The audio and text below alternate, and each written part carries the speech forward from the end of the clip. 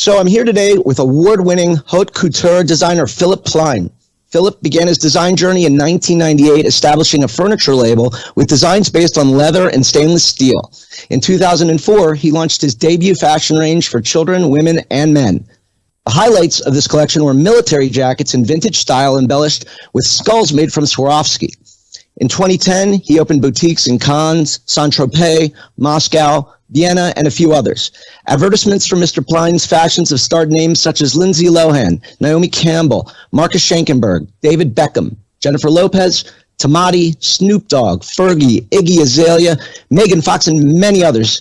For his fashion and design endeavors, Mr. Plein won the National Brand of the Year award by GQ magazine in 2007 and the New Faces in the Fashion category award in 2008.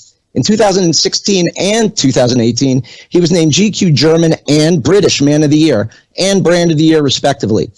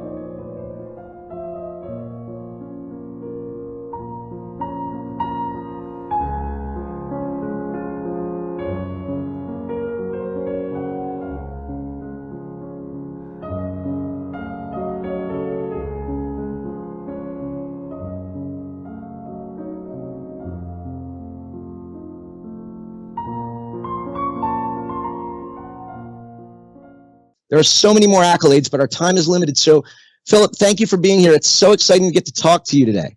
Thank you, man. I'm very excited too. Now, your accomplishments in the fashion industry are legendary, but what's more impressive is how fast your brand has been gaining steam, especially lately. What does it feel like to have such a successful global brand? And tell us about your journey. Well, first of all, it feels very, very exciting to be part of such a great opportunity, to have the opportunity in this fashion industry, to be there, to be part of it, and to, participate. And it's right. We have a lot of things at the moment we are working on. Currently, I started my fashion brand 24 years ago, so quite a while ago. And I'm in this business now for, nearly 2 decades. What can I say? I mean, it's fashion. When you work in fashion, it's the toughest sport you can imagine. I call it a sport because you have to start every year, several times from the beginning, and reinvent yourself. Every time, every season, you have to come out with something new, something fresh, something different. You have to excite your customers. You have to excite your community. And that's what I'm doing since 24 years. So it never stops. Yeah. I read about that, how you have to at least twice a year, maybe more. What's your inspiration for coming up with those ideas? Or is it natural? I mean, sometimes 90% is natural. Sometimes you have to force yourself, if you run out of ideas. And we are doing up to 6 collections a year. And then we also have several brands we are managing. So at the end, we do 18 collections a year, which is a lot. And then in different categories, starting from shoes to ready to wear, to eyewear, to watches, to furniture now again. So there's quite a lot which we are designing. I think we design about 10,000 products a year. Amazing. Let's take a step back, though, because in 2009, you opened your first commercial showroom. I think it was in Monte Carlo. What did that feel like? I was very excited to see my name out there and to see people who believe in me and people who believe in my brand. And I think the biggest graduation you can have as a designer, if you see people who go out there and they buy your product and they wear your product, I think that is really what it's all about. And also to make people happy and feel excited about it. Yes, thanks for supporting. And I can only say, this is the real reason why I'm working in this industry, because I want to make people happy and get excited about the product which we are designing, which we are selling. And I basically always design for myself. I always think about what would I like to wear, what is my preference. I mean, my whole life is already Plein. I haven't worn any other brand, I think, since 15 years. So I really design for myself in the first place. And then I try to understand my customers in the second place. But first, there's me as a customer. And I'm very critical and very, let's say, hard to please. There you go. I love that. You focused a lot of time and effort outside of the men's area, expanding the women's segment of the brand. What moved you in that direction? Sorry, one more time. I didn't get the question. Sorry. So you've recently moved into the women's segment, expanding the women's segment of your brand. And I know you don't wear those, but I wanted to ask you what moved you in that direction? I love women, first of all, and love women more than men. And second of all, I have a girlfriend, and I have a sister, I have a mother, and I have a lot of people around me who want to buy women clothes, obviously. And I mean, I design the clothes the way I want to see my girlfriend, wearing when we go out for dinner, when we go out for whatever, a shopping spree during the day. I want to make my girlfriend look beautiful and nice. So I started to do women's clothes as well. And it's very important, that you have a clear vision about who is your woman, who is the woman you want to please with your products. And you're right, I don't wear women clothes, but designing for women is as exciting as designing for men. It's just, you look at it in a different way. More of a challenge, I guess. Yeah, it's, women are more difficult than men. I mean, who I'm talking to, women are extremely difficult. You can do the best to try to understand them. You'll probably never understand the woman. A man is much more easy. He has his pair of denim, he has his t-shirt, his leather jacket, his blazer. But a woman has so much more options in the fashion that she can wear a skirt, a dress, she can wear leggings, she can wear, a jumper, whatever. Women have so many more options, and that makes it even more difficult. I'm in an industry. And they never know what to wear. Every morning when my girlfriend wakes up, she doesn't know what to wear. So a man, you wake up, you need 2 minutes and you're dressed up. But a girl, she changes 5 times her outfit before she even leaves the house. We're in an industry here that's 65% female. So no comment on how difficult women can or can't be. I'll leave that one alone. Let's talk about your move into eyewear now. What is your vision for the eyewear segment, pun intended? When we started to work with Dirigo, I got really excited. I visited the factory. I visited the production place where all the magic happens. And it's really astonishing to see the quality and the love to detail which they put into every product. And this is what I wanted to do. When you are like Philipp Plein, we are a brand who has now so many products in different categories. Whenever we start a new journey, for example, like eyewear, I want to have a product which sticks out, because I don't want the people to buy my product just because of my brand. I want them to buy the product, first of all, because of the product itself. So there are a lot of brands out there, they just put their name on everything, right? And they just want to make money with the name. I think it's really important that we deliver value for money. And what does that mean? That the product itself is so strong and so, let's say, convincing that the name on top is secondary. All right. So I really love product, man. I'm a product guy. And I like to be in the factories. I like to see the materials. I like to be into it, and I like to learn, and I like to study it. And, when it comes to eyewear, it's something very, very special, because, you can wear a pink t-shirt, you can wear something crazy, but when it comes to your face, people are very conscious about what they put in their face, right? So you wear this really inside your face, and you have to really love it. And so you want to be crazy, but at the same time, the majority doesn't want to be too crazy. So for me, it was important to have a wearable product, something which delivers quality and which delivers also a message. And so I think when you look at our eyewear, there's so much detail, so much, but also visible detail, because most of the time, when you work with a designer, they get excited about certain things, but I always say, listen, the consumer, they don't know the difference. They don't see the difference between this and that. It looks the same for them. So you have to bring out really the highlights, and you have to work on them. That was the challenging part for me in the beginning, to understand how the eyewear business works. And I think we're on a good track. I think the first collection came out really nice. I got a lot of compliments. Everybody's very excited about it. And in the first place, I love it. My girlfriends love it. And that's already a big thing. And you touched on something very important. When you're in a business meeting, when you're socializing, people are looking at your face, even if you have the nicest clothes in the world on and you have some clunker eyeglasses or something that's not attractive or flattering, that's what they're going to pay attention to. And they may not know what it is about you that was wrong, but it could be that. Yes. And you have to also understand that we all say we are fashion, but most of the people are not. We are not fashion. Mostly the people wear black, they wear gray, white, blue. People are not so experimental. They might say, wow, that's amazing. But would they really wear it? Would they really buy it? That's a big challenge here. Yeah. You want to be cool. You want to be fashion at the same time.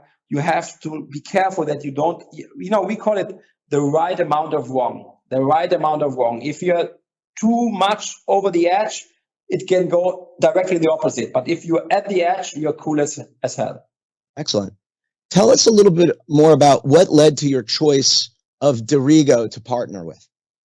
When I started to decide to go into this eyewear business, I wanted to understand who is the leader in this industry. And, Derigo is a company which has so much history. I mean, it's a family business.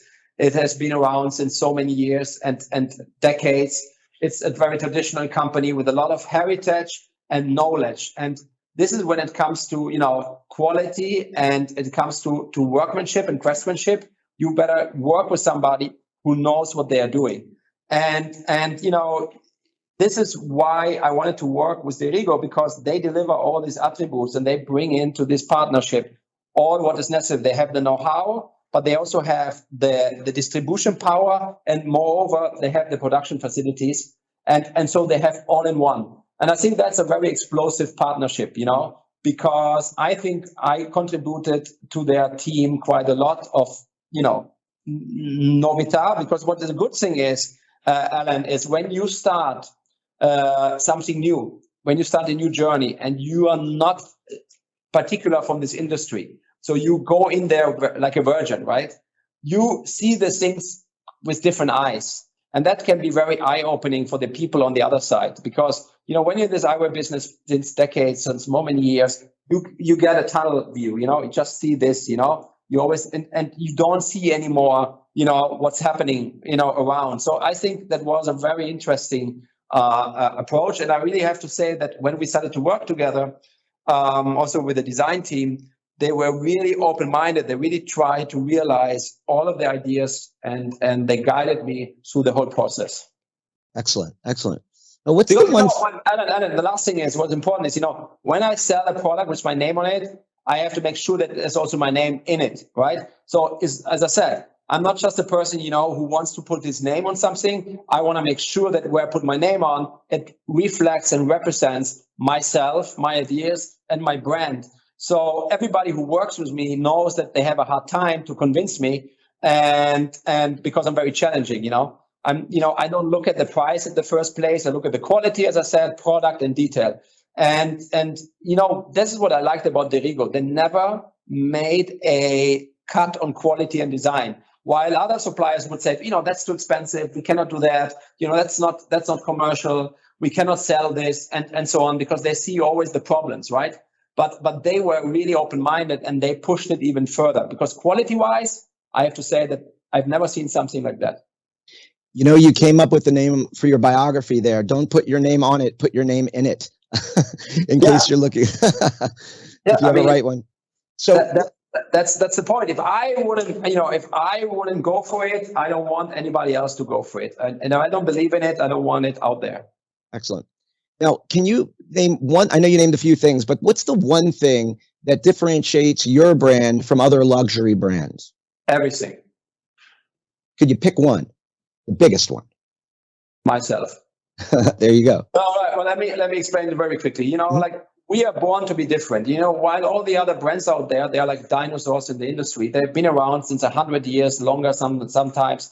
Most of them, they're big organizations. They belong to big groups with a lot of money behind. So we are really the underdog in this fashion industry. We are the small one, who the small fish in the shark tank. And we are very comfortable being in this position, right? And I can tell you that the big sharks mainly already have swallowed most of the small fishes around them. And they couldn't catch us so far because we are quite fast in our moves and unpredictable, I would say, right? And that makes us different. And, that's the only chance for me to survive in the Shark Tank, to be faster and to be unpredictable. Otherwise, they would have already swallowed us, because the big sharks don't want anyone else near them, right? Because they are basically not willing to give any shares away. Every sunglasses we sell, we are stealing some market shares from another luxury brand. You have to know that. So every euro we make on Plein is a euro we are taking away from somebody else. And like in every big industry, the big ones, they want to protect their pizza, right? They want to share their pizza. And as more people come to the dinner and there's more slices you have to give away, everybody gets very protective, right? So, I mean, apart from this, most of the brands nowadays, they're all operated by big management boards. Most of the designers today, they're already retired, sold their businesses, or they're really too old to be really involved in the daily business. So most of the brands you find today, they are brands without a face, or they have designers which come and go. They take a designer for 5 years, give a refresh, and then, somebody else is next, right? So at this brand, we have a consistency, which is myself, and there's a face behind, which this is how most of the luxury brands started, right? You had Gianni Versace, he's not around anymore. You had, Giorgio Armani, who's not really present as much as he was in the beginning, because now he's probably also in an age where he cannot be involved as much as he would like to be. And that makes obviously a difference. And then we are very innovative, and we are very, when you're the sole owner and the designer at the same time, you're willing to take risks. You not only evaluate everything on profit margins, you do it because, you like it, or you love it, or we have the balls to do it, and others, cannot do it the way we do. And that's also important. That's why we're here. And the freedom to do it as well. Yeah, I mean, we call that rock and roll, right? That's the rock and roll. The rock and roll is this lifestyle, to do what you want to do and not to always think about twice what would other people say. We don't always have to be politically correct because we are not Coca-Cola, right? If you're Coca-Cola, you cannot make a wrong move, but we are whiskey cola. So we are for the 1%. Right. And when it comes to initiatives that you are very into diversity and sustainability, that's a core value for you. Tell us about your positioning on those and other socially responsible initiatives that you're involved in. Yeah, I mean, I was the first brand, I would say 8 or 9 years ago, who did a black casting during Milan Fashion Week. Even before Black Lives Matter came up and whatever, we were the first fashion brand in the industry in Milan during Fashion Week who had an all black casting. And we did many things like this. I had models without feet, people who lost their feet, walking on the catwalk with the prothese and so on. And we did many things, in order to support minorities and minority groups in this company and as my brand. And because we are underdogs and we believe in underdogs and we believe people who are different, and we want to support that. And we did that from the very beginning, and we keep on doing it. And as I said, we are born to be different, and we are not afraid to be looked at somebody different. And that's why we engage exactly for this reason with people who are different and who are not the norm or who seem to be different. And we are very open-minded. We support everything what goes in the new direction. And we're very excited also to do this in the future. That's great. That's great. We need more entrepreneurs like that. A couple more questions. Your promo videos are a what did I just see moment. Wow, very creative. Tell me what the symbolism of the tongue and flame is in that short video you have. The tongue and flame. Which tongue and flame? Which video are you talking about? Which one? On Instagram, you mean? There's so many videos. Yeah, it was on Instagram. Which one? I saw it on YouTube. It was on YouTube. Oh man, I don't know which one. Okay.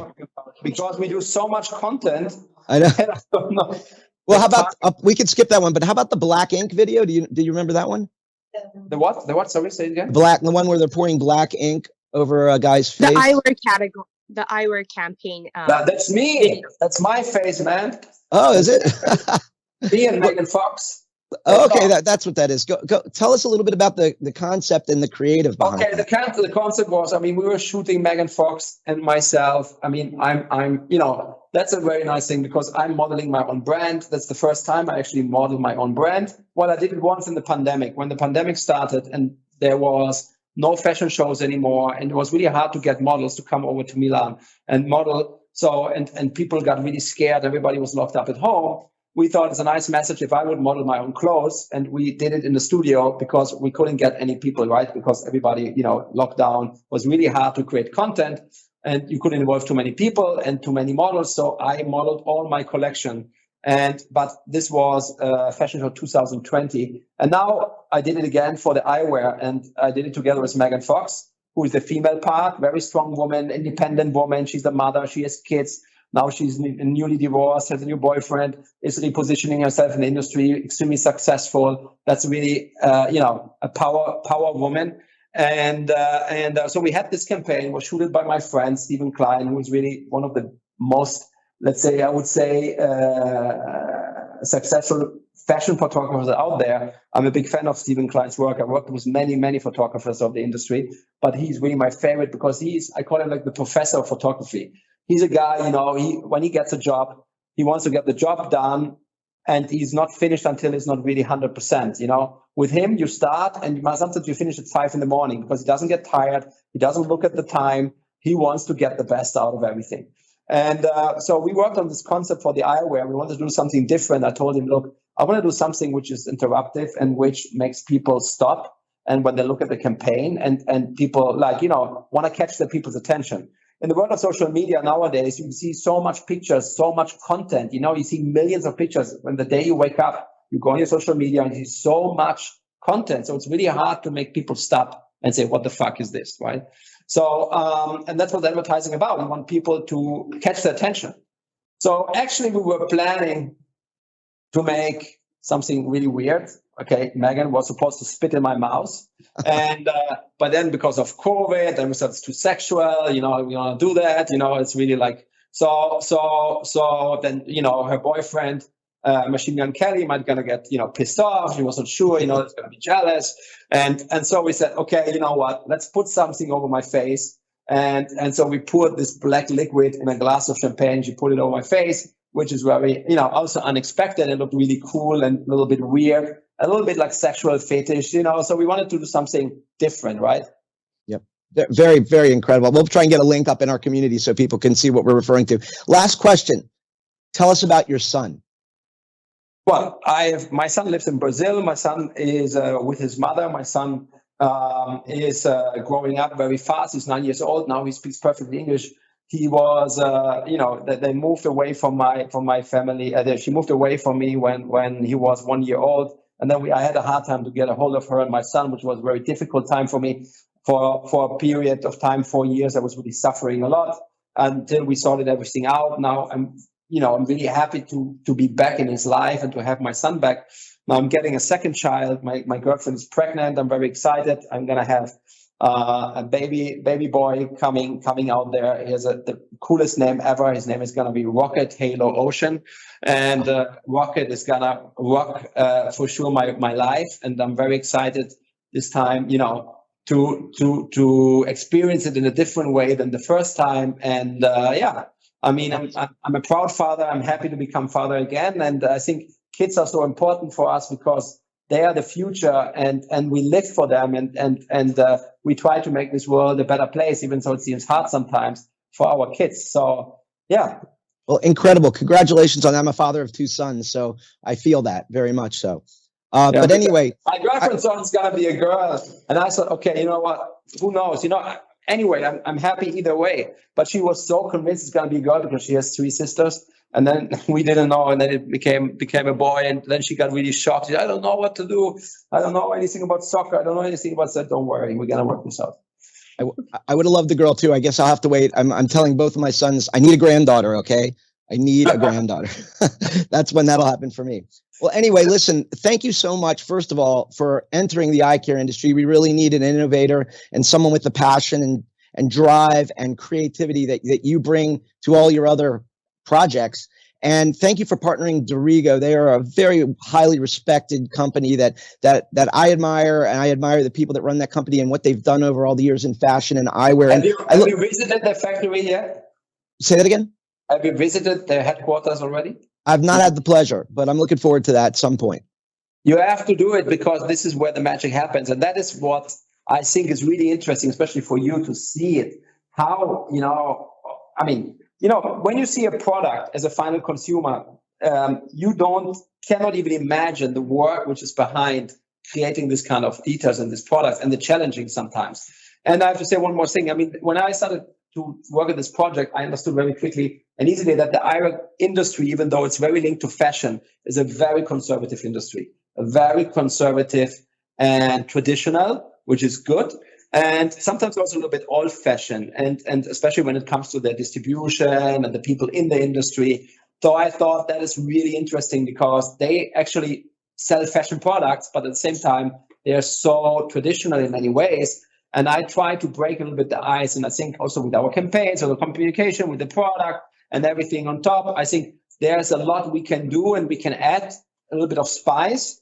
And, one more thing, Alan, nobody needs another eyewear brand or another product because, to be very honest, there's enough product out there for the next 1,000 years. So if you really go out there and you want to make something, you should come out there with something different and make a difference, or at least try to aim to make something different. Because if you want to just copy or do whatever everybody has done already, you should better not even start. I think the only thing is to contribute with something different. Otherwise, who needs another brand doing eyewear? Nobody does. Well, you made a great decision partnering with Dorigo because out of the large manufacturers, they are definitely one of the ones who steps out of that box. So sounds like it's a great fit. Is there anything else you'd like to say to the audience? I mean, what can I say? I mean, Plein is the best, fuck the rest. What do we want to say? I mean, that's great. Take your choice. You should go out there. You should check out the eyewear, which we have done. I'm very proud of it. And, I think what is really important is that I really design every little product, every little detail, and I really put my name on it. I believe in it.